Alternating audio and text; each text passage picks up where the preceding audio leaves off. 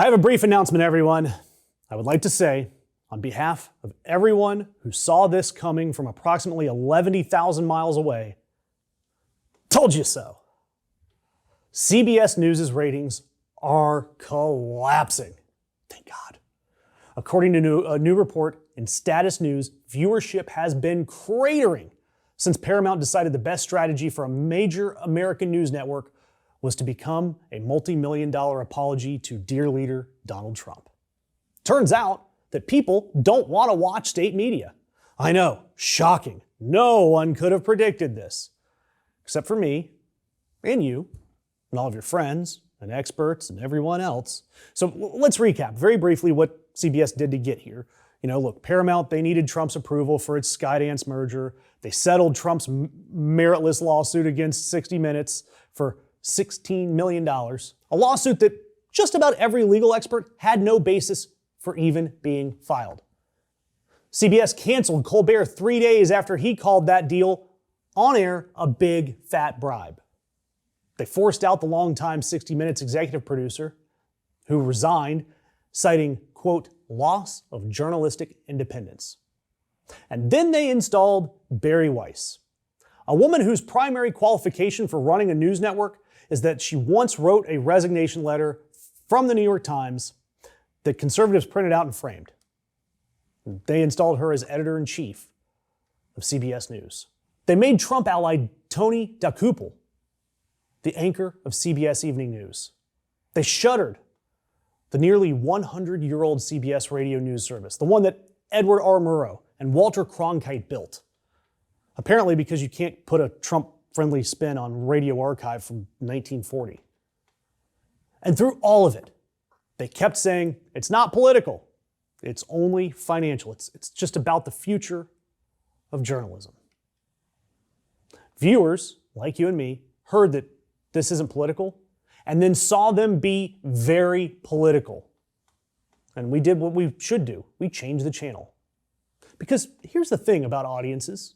You might trick them for a brief moment, but you cannot trick them for long.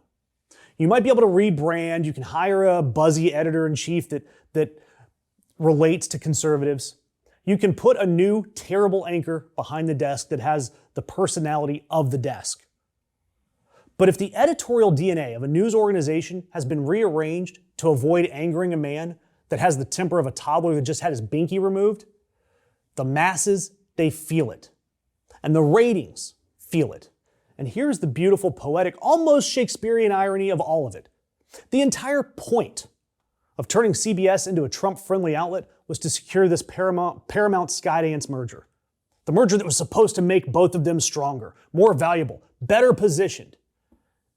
Instead, this merger strategy produced a CBS News whose ratings are in a free fall, whose best-known anchor got fired and moved to an independent channel on a streaming service, whose most famous host was canceled for saying true things out loud, and whose editor-in-chief delayed a 60 Minutes piece that was an investigation just so they could avoid embarrassing the administration whose approval she begs for. The thing they broke the network to buy is now worth less because they broke it. Wonder who saw that coming. And it is so similar to any Trump-run business that's out there. And now, we've heard it, Trump allies, the Ellisons, they're trying to buy Warner Brothers Discovery, which would give one Trump-allied family CBS, CNN, HBO, TikTok, and Discovery all at once. They have privately promised Trump administration officials that they will make sweeping changes at CNN. And of course, the financing includes the Saudi Sovereign Wealth Fund, the Qatar Investment Authority, Abu Dhabi, all countries with a direct financial interest in how American media covers the illegal war that we're currently fighting in the Middle East. I mean, this is the Viktor Orban playbook.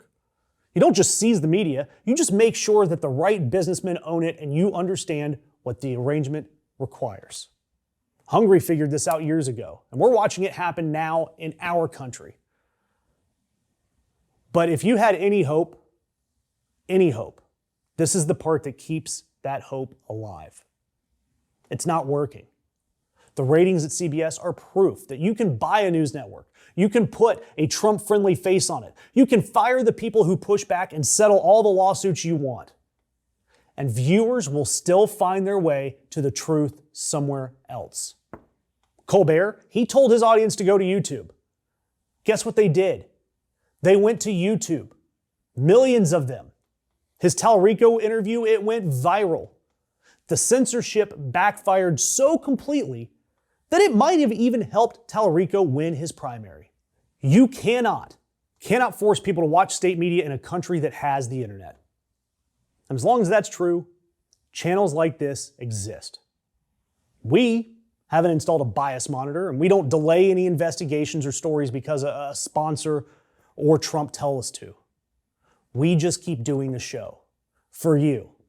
And all I ask is that you subscribe and that you hit that notification icon, share it, hit like, leave a comment. It all helps.